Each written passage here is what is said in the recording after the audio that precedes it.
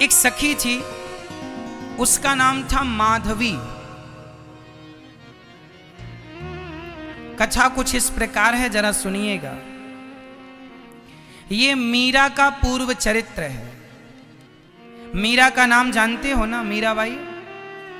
मीरा इस कलयुग में आई और उन्होंने गिरधर गोपाल की पूजा की। तो ये मीरा कौन थी, क्यों इन्हें आना पड़ा, तो कथा सुनिएगा भक्तों। ये जो मीराबाई है ना, ये पिछले जन्म में जब भगवान श्री कृष्ण लीला कर रहे थे, तब ये व्रजमंडल की ही एक बेटी थी, इनका नाम था माधवी। संयोग से इनका विवाह वृंदावन में हुआ था, और जिस लड़के से विवाह हुआ था वो भगवान श्री कृष्ण के ग्वाल वालों में ही एक लड़का था, नाम था सुंदर। भगवान के बहुत सारे सखा थे ना, मधुमंगल, मनसुखा, श्रीदामा, उन्हीं में एक सुंदर भी था जो कि अत्यधिक सुंदर था। उसका विवाह माधवी का इस सुंदर नाम के लड़के से हुआ। विवाह तो हो गया पर विदा नहीं हुई।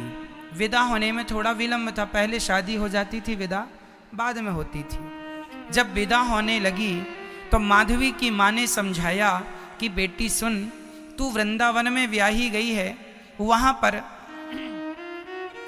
एक कृष्ण कन्हैया नाम का लड़का रहता है, देख तू किसी भी प्रकार से उसे देखना मत, क्योंकि यदि तूने उसे देख लिया तो माधवी की माँ ने सुना था कि कन्हैया को जो देख लेता है वो कन्हैया में खो जाता है, आकर्षित हो जाता है।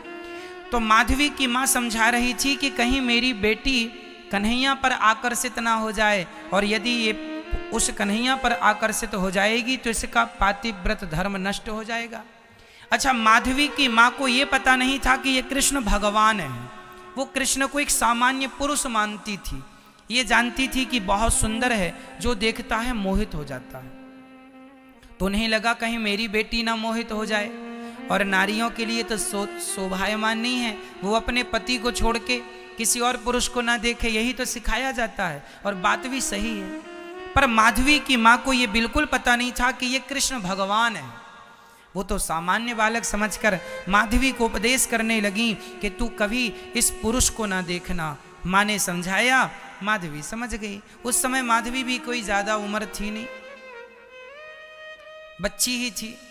चलिए, सुंदर आया और अपनी दुल्हन को लेकर चला। सुंदर मतलब कृष्ण का सखा और माधवी का पति। जब चली दुल्हन और जब वृंदावन के समीप आए तो सुंदर ने अपनी पत्नी माधवी से कहा, अरे सुनती हो, देखना हमारा कन्हैया यहीं कहीं गैया चरा रहा होगा, और सुन लेगा ना कि मैं आ गया हूं, अभी दौड़ के आएगा, कहेगा भाभी का मुंह तो दिखाओ। तभी सच्ची वहां पर भगवान की गैया नजर आई और भगवान दौड़े दौड़े आए। अरे सुंदर, तू आ गया दुल्हन लेके, अरे सुंदर सुंदर आया। और सुंदर उस समय लगभग 16 साल का बालक था, और भगवान की उम्र उस समय लगभग 7-7.5 वर्ष की थी। तो सुंदर ने भगवान को गले लगाया, भगवान ने भी सुंदर को गले लगाया। भगवान ने कहा, सुंदर बहू ले आया, हमें भी तो नेक भाभी को दर्शन कराए दे। तो सुंदर बोलियो कि लाला मैं तो का दर्शन कराऊं, तेरी तो भाभी है, तू ही जाके देख ले। तो भगवान गए कहां पर, उस समय वो चलता था ना डोली, तो डोली के पास गए तो भगवान ने पर्दा हटाया। पर्दा हटा के कहा, भाभी ओ भाभी मुंह तो दिखाओ। चूंकि माधवी की मां ने कहा था कि तू कृष्ण नाम के पुरुष को देखना मत, तो माधवी ने अपना मुंह ढक लिया पूरा, और अपने हाथ पांव को भी बिल्कुल कपड़ों से ऐसे ढका कि जरा सा भी शरीर ना दिखाई पड़ जाए, और मुंह ढक लिया। भगवान ने जाकर कहा, भाभी मुंह तो दिखा दो, भाभी ने एक मुंह तो दिखा। बड़ी सुंदर आवाज माधवी के कानों में चली गई, पर माधवी ने कोई उत्तर ना दिया, ना मुंह दिखाया। भगवान समझ गए कुछ गड़बड़ है। भगवान ने कहा, अच्छा भाभी तो सुनो, आज हम मुंह देखने आए हैं, नहीं दिखा रही हो, अब तुम सदा हमारा मुंह देखने को तरसोगी। ये कह के भगवान वहां से वापस आ गए।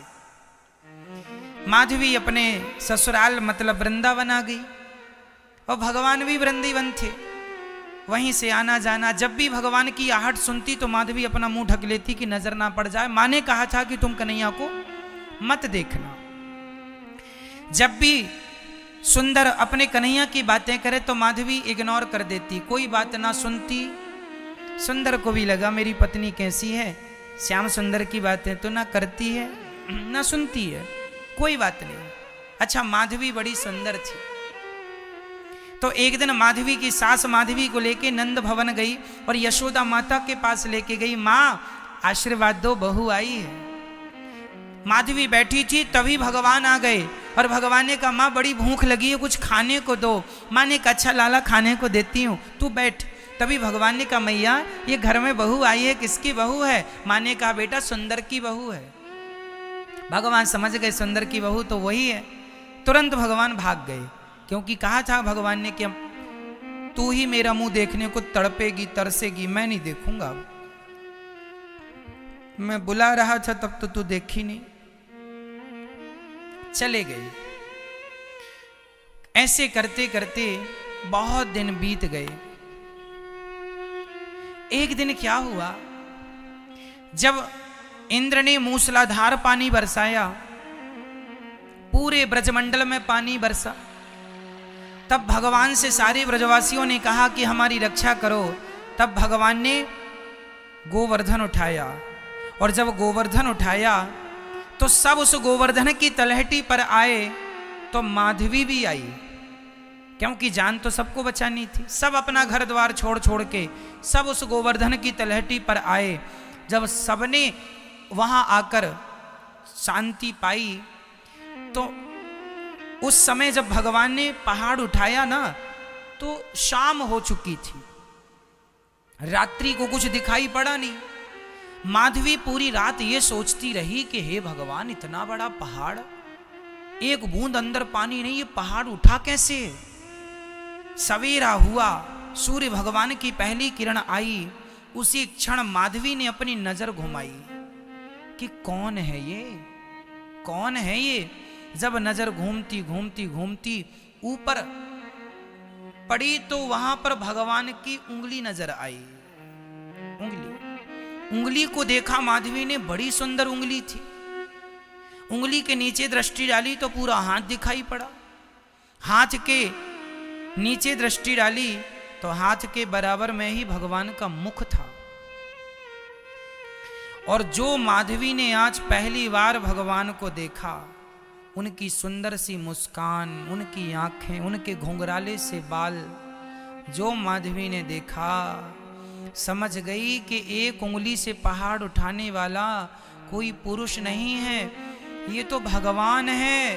तुरंत वहां माधवी रोने लगी, हे मेरी माँ, तूने मुझे कौन सा गंदा पाठ पढ़ा दिया। उसी दिन मैंने क्यों ना भगवान को देख लिया, जब वो मुझे भाभी भाभी कह के बुला रहे थे। इतने दिन मैं ऐसी सुंदर सी छवि से वंचित रह गई मेरी माँ, तुमने क्यों इतना बड़ा अपराध किया है। वो रोने लगी और भगवान श्री कृष्ण के चरणों पर जब दृष्टि डाली, उन चरणों में डूब गई। हे श्याम सुंदर, मुझे माफ कर दो। मन ही मन वो भगवान को देखने लगी, आंसू बहाने लगी। और देखते देखते एक भगवान थे जो 7 दिनों तक ना कुछ खाए ना कुछ पिए, बस खड़े रहे। और दूसरी माधवी थी जो कि अपने अपराध का प्रायश्चित करती रही। कि इतने दिन तक मैंने इतनी सुंदर छवि क्यों ना देखी, ये तो भगवान है। और मेरी माँ ने पाठ पढ़ाया कि तू देखना भी मत, भगवान से वंचित रखा। कई लोग आपको यही पाठ पढ़ाते हैं कि अरे भगवान तो कुछ होते नहीं है। माधवी की माँ ने जैसे उल्टा पाठ पढ़ा दिया माँ को, ऐसे भी आज समाज में कई लोग भगवान से दूर करने के पाठ पढ़ा देते हैं, जिससे आपको लगता है कि भगवान से दूर रहना चाहिए। अरे भगवान की नज़रों से नज़रें मिल गईं, जब भगवान को देखा उनके इतना आकर्षण, माधवी आकर्षित हो गई और मन ही मन उनको अपने हृदय में बसाकर बिठाकर अब तो दिन रात उन्हीं का। 7 दिन कब बीत गए, इंद्र आए, भगवान से माफी मांगी, भगवान ने गोवर्धन की स्थापना जहां की तहां की। माधवी जाके गोविंद के चरणों पर गिर पड़ी, नाथ मुझे अपराधिन को माफ कर दो, मुझे माफ कर दो। भगवान ने कुछ ना कहा। जब हम बोल रहे थे तब तुमने भी कुछ नहीं कहा, अब तुम बोल रही हो तो हम क्या कहें। पर भगवान तो दयालु हैं। अंत में भगवान ने माधवी को उठाया और मुस्कुराते हुए कहा, अरे भाभी क्यों रो रही हो, प्रभु मुझे अब स्वीकार कर लीजिए, मुझे त्यागिए मत। भगवान ने कहा कोई बात नहीं, अपराध हो गया है, कोई बात नहीं, अब तुमने स्वीकार कर लिया, हमें कोई द्वेष नहीं है तुमसे, हम तो सबकी तरह तुम्हें रखे हैं, जैसी सब पर कृपा भगवान की ऐसी तुम पर होगी। माधवी फिर भी अपने आप को माफ ना कर पाई, भगवान ने तो माफ कर ही दिया। अब तो वो दर्शन करती, सारी सखियों से पूछती कि क्या क्या हुआ। भगवान ने कहा मैं तुम्हें माफ तो कर दूंगा, पर अपनी किसी भी लीला में अब तुम्हें सम्मिलित नहीं करूंगा।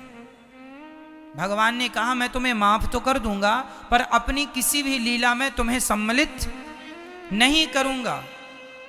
तो इसलिए माधवी को भगवान ने ना रास में सम्मिलित किया, ना अपनी किसी लीला में सम्मिलित किया, सबसे वंचित ही रखा। और वही जब भगवान व्रज छोड़ के चले गए तो ये माधवी तो धड़ाम से गिरती।